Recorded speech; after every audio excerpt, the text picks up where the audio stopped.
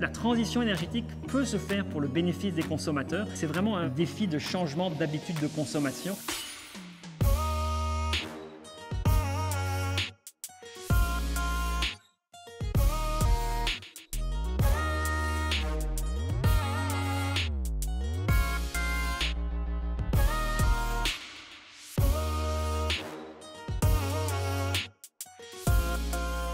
Il faut changer les habitudes et changer les incitatifs économiques qui sont aujourd'hui extrêmement favorables à la voiture individuelle.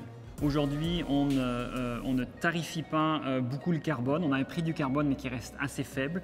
On laisse l'accès au financement pour des gros véhicules.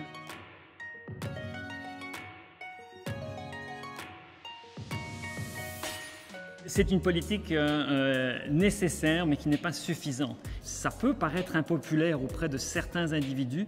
Par contre, je pense qu'il y a un problème de communication. On ne communique pas assez qu'en parallèle de la taxe, il y a des bénéfices financiers parce que l'argent de la taxe ne disparaît pas dans un trou, ça revient dans l'économie. Si on consomme moins d'énergie parce qu'on fait face à des signaux de prix, eh bien, ça nous permet de changer notre manière de consommer l'énergie et ça, c'est au bénéfice des consommateurs. Et ça, il faut bien l'expliquer pour ne pas laisser penser que c'est une pénalité qu'on impose, mais véritablement un incitatif à faire mieux.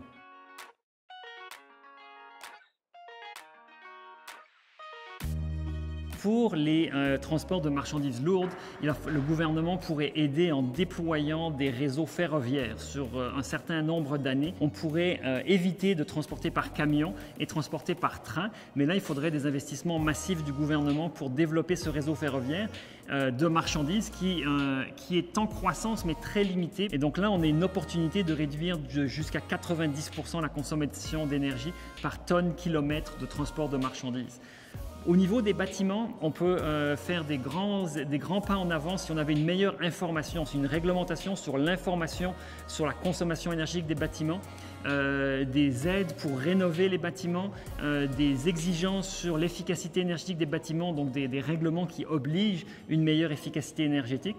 Et donc avec un cocktail de supports comme ça et d'informations pour informer les gens, eh bien, on favoriserait une meilleure gestion d'énergie dans les bâtiments. Finalement, en industrie, qui est le troisième grand secteur de consommation d'énergie, il faut pouvoir accompagner les entreprises parce que changer leur consommation d'énergie dans les industries, c'est changer, dans beaucoup de cas, c'est changer des processus, changer des manières de faire. Ça demande des gros investissements et donc pour ne pas miner la compétitivité des industries canadiennes et québécoises, il faut vraiment des programmes d'accompagnement en profondeur pour leur permettre de faire cette transition énergétique-là qui va leur permettre de garder une compétitivité tout en renouvelant leurs pratiques énergétiques.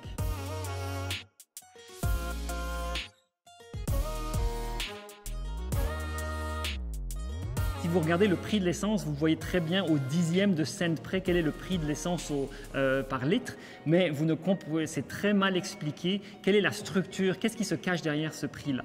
Donc déjà, si sur les pompes à essence, il y avait des autocollants qui expliquaient de manière graphique de quoi est composé le prix de l'essence, ça contribuerait à éduquer le consommateur quand il est à la station d'essence et au lieu de rager sur le prix de l'essence, il pourrait s'éduquer lui-même en comprenant quelles sont ses composantes. Même chose pour l'électricité, les factures d'électricité sont souvent lues très rapidement sans qu'il y ait beaucoup de pédagogie qui est faite à travers la facture. Donc ça, c'est le contact qu'on a chaque semaine ou chaque mois avec le prix de l'énergie. On pourrait, quand on communique le prix, mieux communiquer la structure du prix pour comprendre qu'est-ce qui se cache derrière.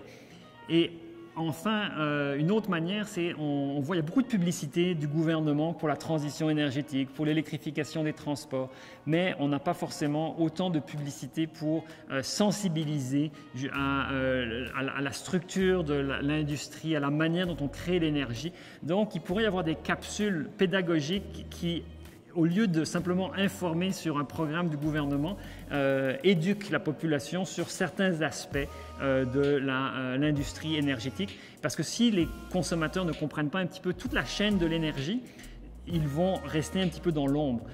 l'énergie, c'est un produit qu'on ne voit jamais. On ne voit jamais l'électricité, on ne voit jamais l'essence, on ne voit jamais le gaz naturel. Comme on ne le voit pas, on a l'impression que ça n'existe pas, mais ça existe bel et bien. C'est très important dans nos vies, mais ça reste invisible. Il faut le rendre visible et il faut davantage informer et éduquer les consommateurs.